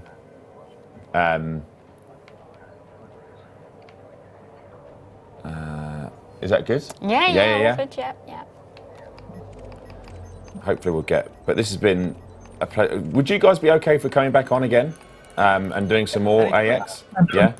I'm obviously not saying too much, but I'm fairly confident this won't be the last we see of the Thargoids. And obviously, you know, they are learning about how good you guys are as pilots. I'm sure they will not be too keen on just letting you carry on murdering them as fast as you are. But that's for another stream, I'm sure. Let's just see if we can. We made good progress considering we're already halfway through the bar. Yeah, no, it's been pretty fast going. Like, the reality is we've been quite unlucky with spawns because like we kept getting scouts instead of getting interceptors. If we had interceptors, it would be faster going. But given considering it's just scouts, it's been almost only scouts. It's been pretty fast going. And you didn't die, so mission accomplished. I haven't died. I mean, I tried very hard by smashing into the ground twice. Right, let's see what the next one brings. Yeah, see what the next one brings. If it doesn't bring us a big boy, then we might have to call it there. The S333. No, sorry about that. The S33R asks when is the next stream? It's in 2 weeks' time. The streams are every fortnight. So the 23rd is the next. Oh, we've got a target come in. I hear some crackling. Crackling usually means I think it.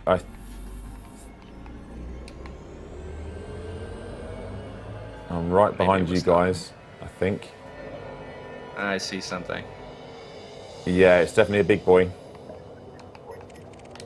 Let's see what pops I up. might have it locked here. It's on me, I think. I'm getting. Profane Pagan said interceptors heard about Earth and they're afraid to jump in. I think that's about right. After your demonstration. I've got a Thargoid scout over there. I definitely heard one of the whines. Yeah, I heard the crackling too, but I haven't seen anything. I can't see him. It's going to do a clever go on you in a minute, isn't it?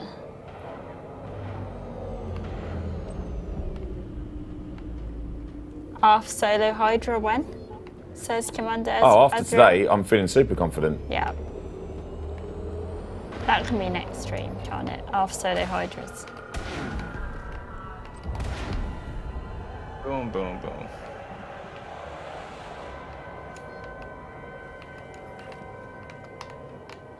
Anyhow, these command, like, if you're interested in sort of getting yourself involved with the war, these planetary CZs are a relatively easy way to get involved.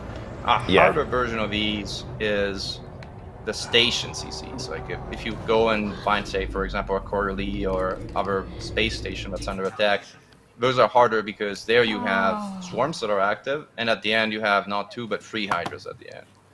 So those are currently the harder mode version of Anti-Xeno Combat. I mean, I'm not going to say the game decided it was time for me to stop, but I literally just lost connection and I dipped out of the CZ, so apologies. But that obviously we're at the time anyways, we're at 6:05. Guys, before you go, how do we find you on socials? What sort of channels do you want to give us a shout out to? And I know you've got some stuff to shout at the end, so just let us know where we can find and get involved in AX Conflict for me, please. Absolutely. The probably best resource to get started with anti-Xeno combat is our Anti-Xeno Academy that you can find on YouTube. It's a half-an-hour video that a group of 12 commanders put together to explain all the different aspects of interceptors, builds, how to fight, where to find them, and it's a great place sort of like to just get started overall. We also have an Anti-Xeno Initiative website. It's a great place for news, events, getting a grip of like how it all works.